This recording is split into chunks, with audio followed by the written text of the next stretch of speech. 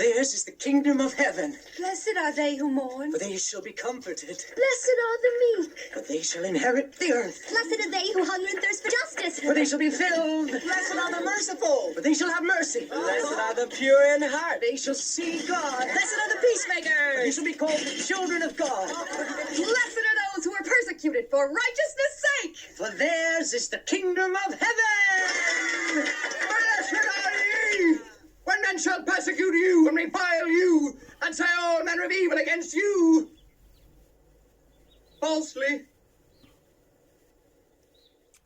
I hope you're having a lovely day back at school and everything. I just thought I would carry on with our little teaching that we've been having on the Beatitudes. So last time when I sent you a little video, it was the first Beatitude, which was, can you remember? Blessed are the poor in spirit, for theirs is the kingdom of heaven. And what are these Beatitudes? Mean blessings. Upside down blessings they are. When you think about blessed are the poor in spirit, you'd think rather it would be blessed are the rich in spirit, for they shall have many possessions and enjoy going out shopping. That's more like it, eh? Well, with Jesus, you know, he was full of surprises. So today we're going to talk about the second Beatitude, which is, blessed are those who mourn, for they shall be comforted. Now today, one would think that it would rather be, blessed are those who are happy and jolly, for they shall party and have a great time. That's more like it. But Jesus said, blessed are those who mourn, for they shall be comforted. Well, who are those people who mourn? Who are those people? Let's take a look. You are working all things for my good. You are working all things for my good. When I cannot see it, God, I still believe it. You are working all things for my good.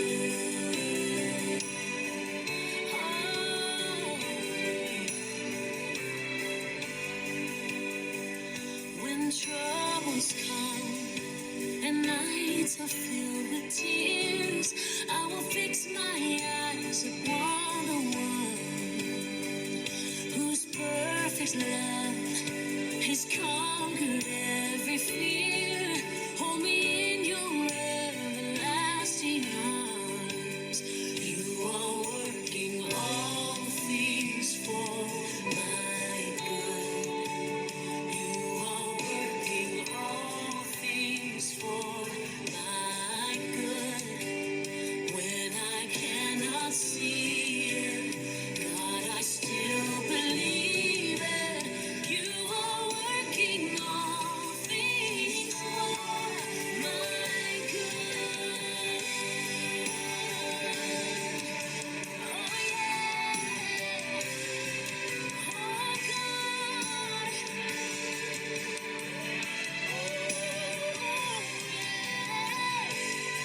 And I trust you. Oh yeah.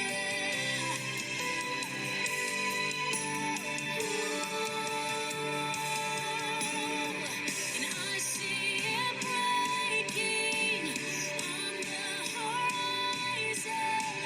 The dark of night giving way to. So we see those little clips that we've looked at, that we've seen lots of people mourning, and they're mourning for all sorts of things. You know, most of them have lost something. I mean, what about the guy that lost a limb? That little boy who was crying. He was probably crying because his mum and dad had got a divorce. Death, the death of a pet, the death of a granny the death of a parent, the death of a child, death of a baby, loss of finance. What about the dollar that was like slipping away real fast? What about that girl sitting in the corner there that was like, she had just probably broken up with her boyfriend and she was so sad, probably she failed her exams or something. That's a form of mourning. The loss of a home by a tornado. What about those refugees and sitting in tents, and a little child with all she had left was a scruffy doll? You know, this is all loss, and it's all got to do with mourning. So, it's not fun and dance and jolly, but Jesus said they are blessed. And blessed means to be happy.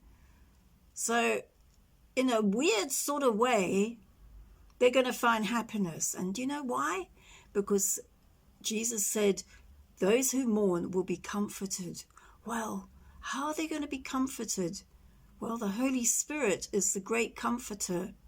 When we get to heaven, we won't need comforting because we will have everything that we ever desired and wanted. It's going to be total bliss.